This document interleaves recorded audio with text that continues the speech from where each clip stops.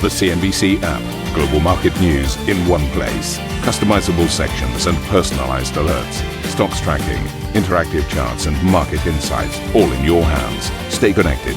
Stay informed. Download the CNBC app today. Oh my goodness me, there's a lot going on these markets. Glad you're watching Squawkbox to digest what's going on with Karen Cho and myself, Steve Sedgwick, and these are your headlines. Trade concerns hitting global stocks. Wall Street and Asia stocks slumping after President Trump now pledges to hit Chinese imports with additional tariffs. Beijing pledges countermeasures. 10 plus 10, it's a second 10. And I think you're going to see eventually you're going to see drugs stopping, because the country should not be allowing those drugs to come into the United States of America. Nvidia weighs heavily on global chip stocks after shares slide, sending its market cap below the $3 trillion mark. President Trump hails his White House meeting with UK Prime Minister Keir Starmer, revealing the two sides are making good progress on a trade deal. I think there's a very good chance that in the case of these two great friendly countries, I think we could very well end up with a real trade deal where the tariffs wouldn't be necessary. Coalition talks between Germany's CDU and the SPD will reportedly begin later today, as Chancellor-in-waiting Friedrich Merz eyes a quick resolution.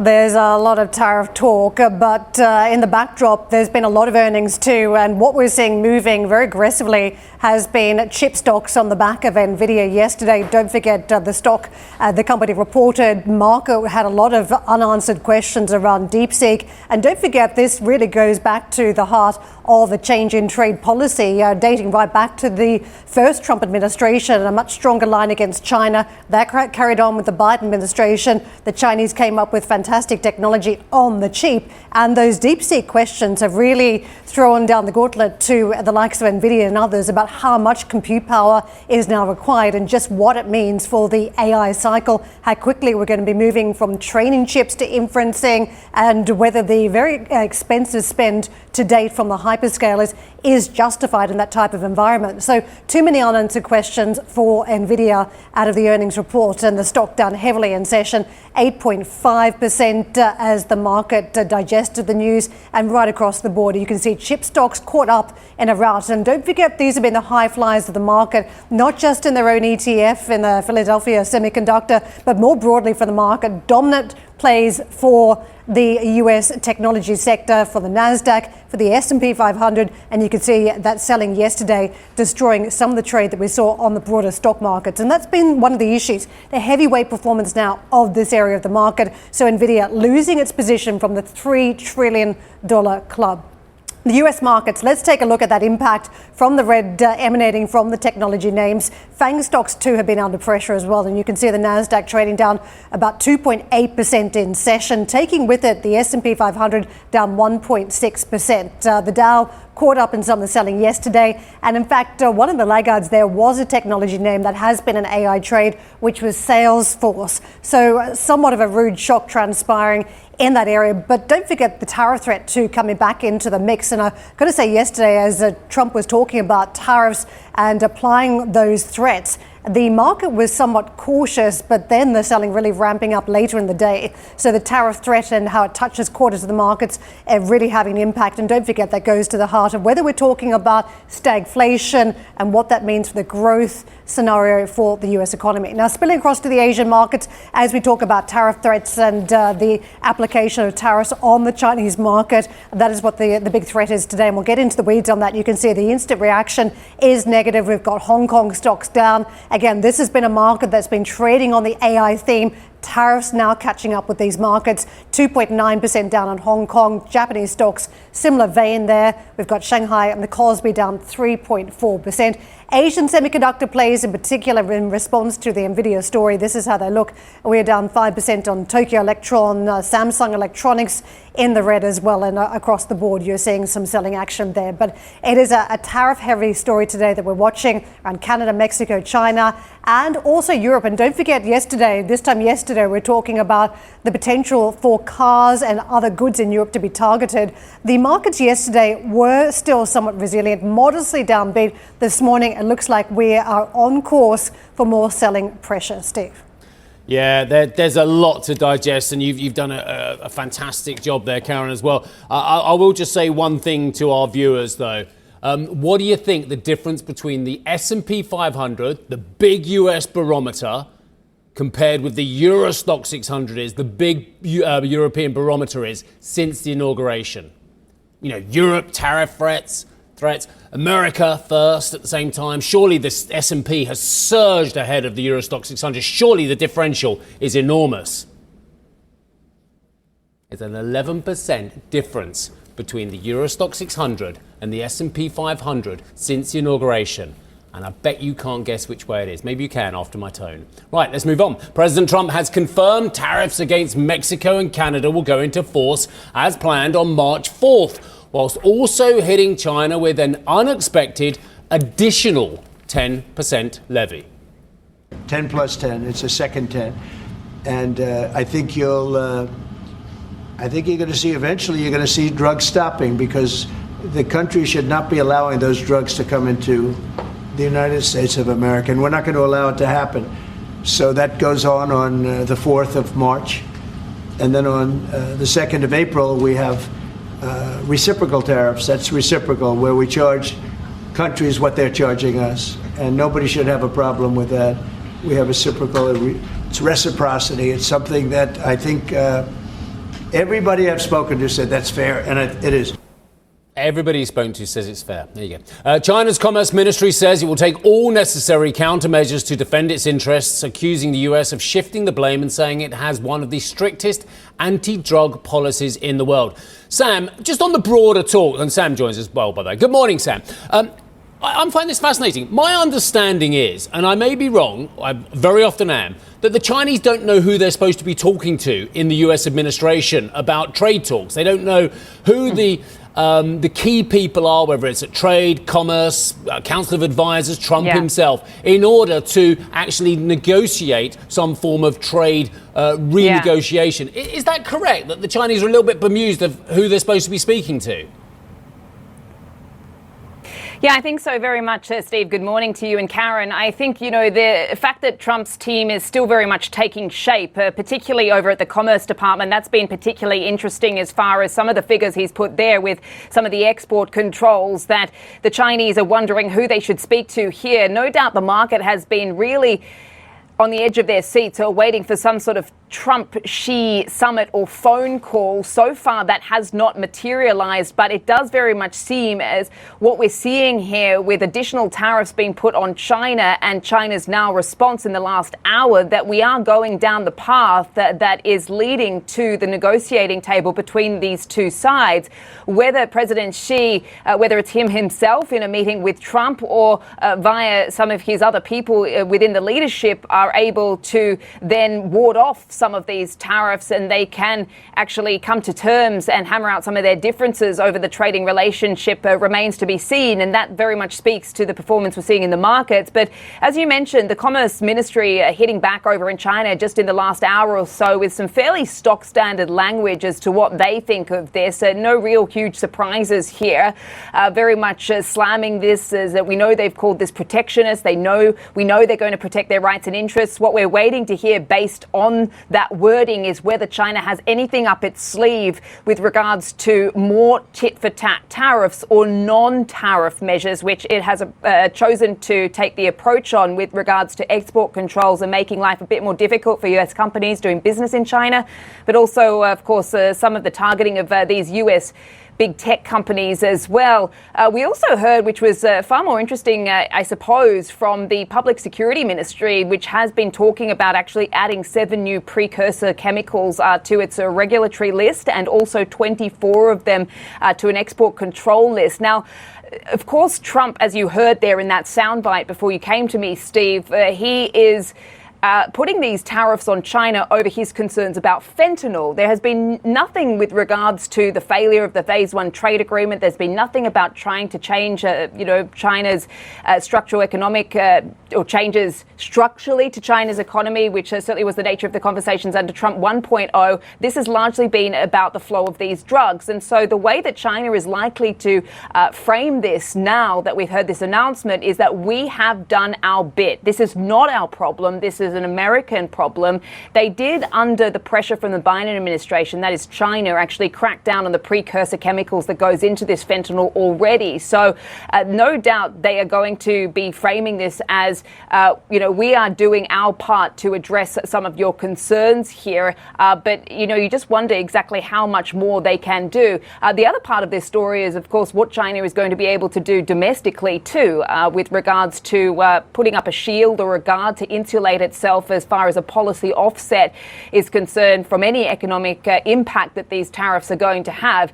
So far as the currency is concerned, we haven't seen the PBOC in the business or any appetite from the Chinese central bank to weaken the currency to offset the tariffs, although we did see some weakening in the currency off the back of the announcement overnight, I think offshore or across past that 7.3 mark against the dollar. But we got a firmer fixing to the yuan midpoint by the PBOC this morning at 7.17, which suggests that it is continuing to defend the currency, not in the mood to let that go just yet. But I think, everybody's going to be laser focused now on what they come up with at the NPC next week, as far as what they're going to say about some of the more direct stimulus to households to boost consumption. And also now that we've got this sort of encouraging prelude as far as an endorsement for the private sector, more details very much on that.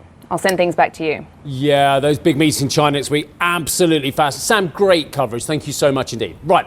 So I teased you all just a few moments ago about the performance of assets since the inauguration. Inauguration was a holiday on the 20th, so we're looking from the 21st pretty much as well. What shall I show you first of all? I'll show you just the US 3 major markets since the inauguration. S&P 500 down, I think 0.51% as well. No, the Dow down around. Let's just have a look at this as well. The Dow's down, 0.51%? There it is, 0.5. S&P down 2.3. NASDAQ down 5.5%. Now, I know there's a lot of other things going on as well, but bearing in mind, it was all about hope, it's all about optimism, it's all about MAGA, America great again, America first. That's not great for Trump, who loves to look at markets ahead of the inauguration. It was all about the markets and how they respond to his policies. I want to show you 3 more very quick boards, and I'll do this very quickly. Bitcoin since Trump. Bitcoin is a metaphor for a lot of the Trump hope and all those Trump meme products as well. A quarter of its value has been lost since inauguration. Now, I will give you context. It rallied ahead of the inauguration, so I'm not oblivious to that. It rallied up from 60-odd thousand, but it's lost a lot of value since inauguration. I want to show you Tesla. If there was one company that was associated in terms of policy with Trump now, you kind of got to think it's Elon Musk company. They are so tight, down 34% since election. Now, I don't want to show you the next board yet. What do you think the Euro stocks, with all those threats and the problems for Europe and the malaise we're in, has done versus the S&P 500 since the inauguration? Yeah, what do you think? Have a look at this board. It is fascinating. I didn't know it was so stark. One index down 2.3%. The other one up 6.5%. You saw a little bit of interest going into the European markets about mid this month. Came off a little bit, went back up again, so almost doubling down on some of that dispersion. Some are saying this is a flight to safety when they look at the Bitcoin moves, that the selling that it has been so violent, withdrawals of about $1 billion, that it's a flight to safety. But I would disagree. I think it is a flight away from momentum plays. And that is Bitcoin, it's Tesla, it's Nvidia, and it's chip stocks. So everything that's gone up aggressively in recent months is actually what's come off. So I don't know if it's a flight to safety. I would say it's a flight away from overpriced exposures that have gone up too quickly at this point.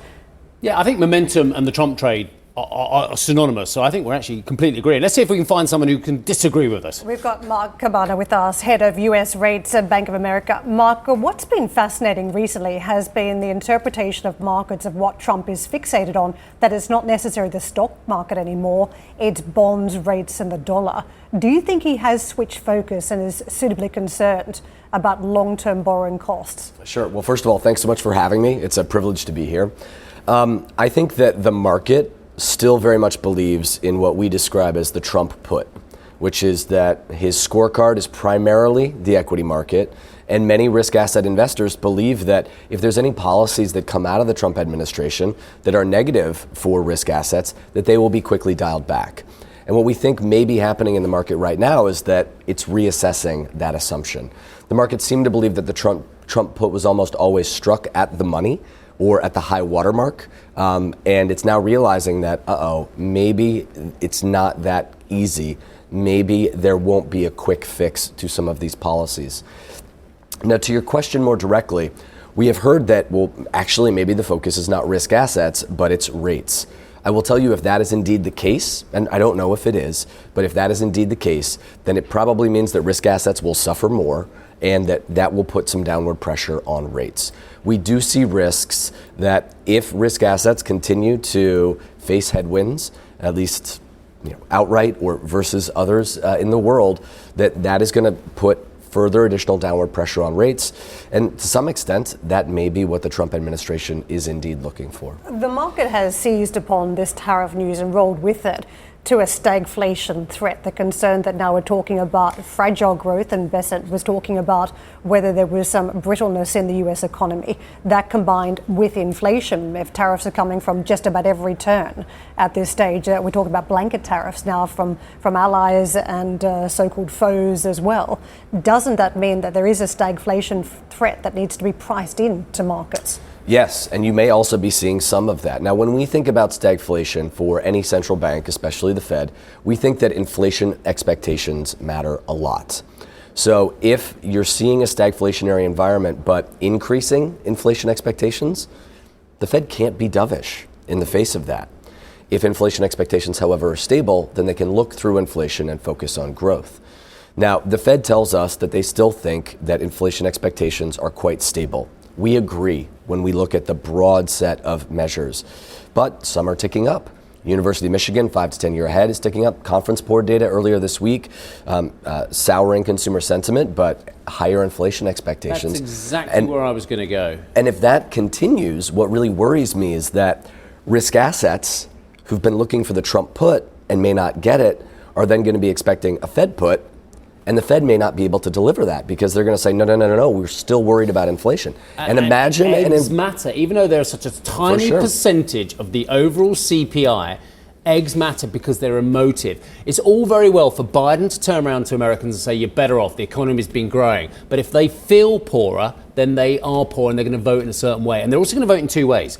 They're going to vote, obviously, Republican or Democrat, but they're also going to vote with their wallet. And withdrawing their wallet from the US consumer from the US economy is absolutely toxic when 65 to 70% of the economy is based around that consumer. If I was that US consumer, in fact, you know how parsimonious I am with economic vagaries as well. I understand how the American consumer is feeling. If they're worried about their jobs, if federal workers are worried about their jobs, if they're worried about the multiplier effect of these lost jobs as well, they're going to not spend, even if they keep their jobs. So our core thesis has been that the market is very long optimism on U.S. growth, Trump policies, risk assets. How many times have you heard the phrase American exceptionalism? Every day. Every day. Yeah. So that optimism has been super elevated, but we think that the market's also been short uncertainty.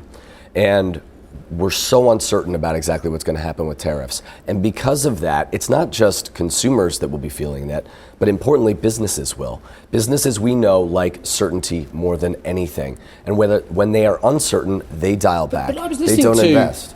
Scaramucci and Caddy K, which is one of my favorite podcasts. It's not a CNBC podcast, but it's a great podcast. It's The Rest is Politics US.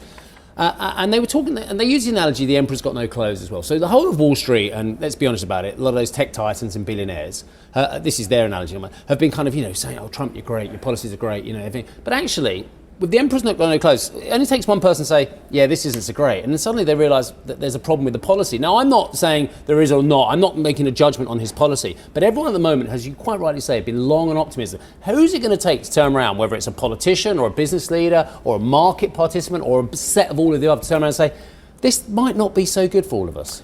So I don't want to comment on clothes and emperors. You look very dapper. Well, thank you. You too. Everybody here looks great. But where I was going with this is that I don't know if they're going to be in direct opposition to some of these policies, but I think they're going to start voting or start reflecting some of those questions by dialing back on their investment, by potentially dialing back on their hiring. And if that happens, that definitely will hit the consumer. Again, you mentioned the federal employees.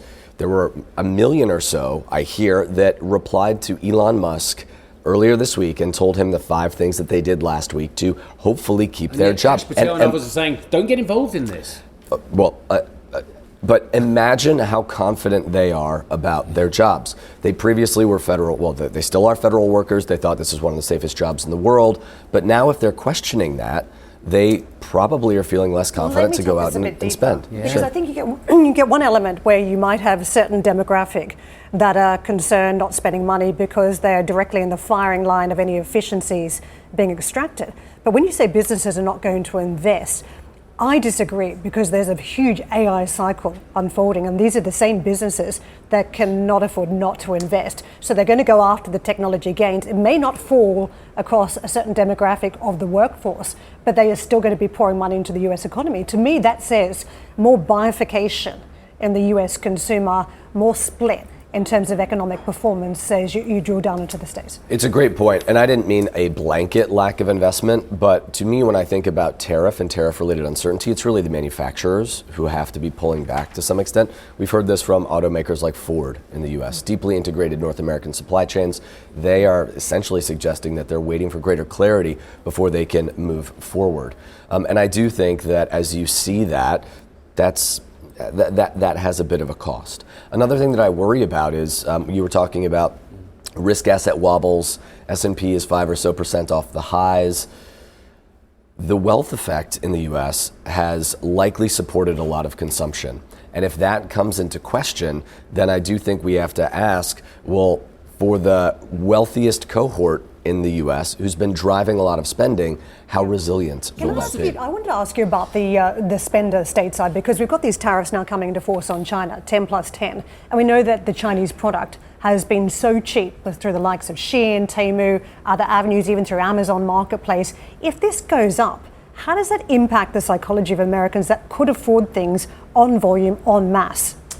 I think that we have seen that Americans certainly notice when prices are going up, and they don't like that, and that creates frustration, and presumably that forces you to think more carefully about your consumption choices. Maybe you trade down or you select products differently. There are definitely changes that I think we have seen in consumption, and if you do see much more visible impacts of tariffs on everyday goods, I think you'll probably see some more selection amongst consumers. Let me take you back to your bread and... I mean, it's been a terrific conversation, so thank you, Mark, so far. The trade, what are you advising people to do amidst all of this? I mean, can we look at that Treasury yield again? 4.2 handle now as well. I mean, people have, despite all their concerns about the deficit, despite all their concerns about US spending at the government level as well, they've bought the treasuries aggressively. Yeah, well, we think that what's happening is that the market is pricing in and expectations for a lower path of expected Fed policy. Fed cuts are building. There's about 60 basis points of Fed cuts built this year. The trough of where the Fed is going to take rates to has come down. It's now about 3.6% or so. That's lower than what the Fed has guided the market to by the end of this year, 3.9%. And so what we're telling clients right now is that if you are managing fixed income in relation to a benchmark, even though rates have moved a lot lower recently, at worst we recommend that you be neutral your benchmark. It's a tough market to expect that rates are going to increase really quickly again, given a lot of these uncertainties that we have seen. And since the election, not the inauguration, but since then, the 10-year has been between 4.2 to 4.8%. We're right at the bottom of the range. And so the hard data hasn't softened. So might you think about getting tactically short and expecting a bounce higher in rates? we would encourage you to be very careful here, because we have seen the soft sentiment data turn. We're going to get ISM next week. We're going to get payrolls next week. We're going to start to see if this is flowing through to some of the hard data. And if it does, then we do worry that that range is going to break to the downside. We also expect that, and we encourage clients to position for the possibility that the market prices in further Fed cuts in the second half of this year and in 2026. We call this a SOFR M5Z6, mid-2025 to end 2026 flattener. The Fed right now is waiting for the data. We're going to get PCE later today, and it's probably not going to give them a green light to cut. And if that doesn't happen, then the Fed is somewhat stuck in the near term. And if they're stuck and you get stagflationary risks, they can't cut, then the market's going to continue to build expectations for further easing later this year, second half of this year, or 2026. So that means that we call it the belly of the curve, kind of the 3 to 5 year part of the curve. That's going to outperform as those Fed cuts are not priced today, but are priced a little bit further into the future. We're going to leave. What a great synopsis. Love to see. Thank you so much indeed for joining us. Thank you so much. Are you based over the road, or are you based in the States? Well, I'm based in New York, but I'm going back over the road right now. Okay, well, lovely to see you. Likewise. Not a long journey back. Nice to see you, Mark. Thanks so much. A good journey back to the States when you go. Mark Kamana, who is the head of US rates at B of A. And, well, we're going to get another view on this, certainly what the rate path looks like with the Chicago Fed President, Austin Goolsbee, later today. Don't miss that exclusive conversation. That'll be this evening, 9:30 p.m. London time. Plenty coming up on the show today.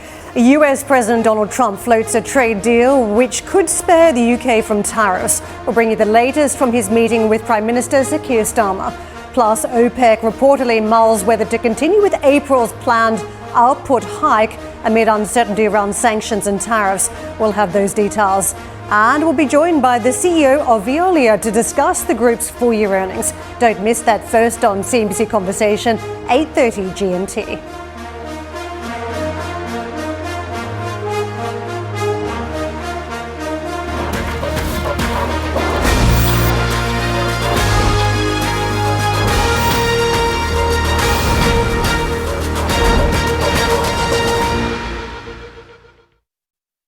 He earned whatever the hell they pay him over there.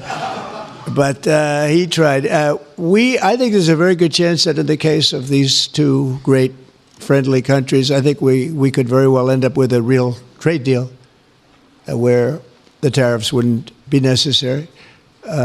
We'll see. But he earned whatever they pay him. He earned today. He was working hard at lunch, and I'm very receptive to it. I think in all fairness, in all seriousness, I think we have a very good chance at arriving at a very good deal.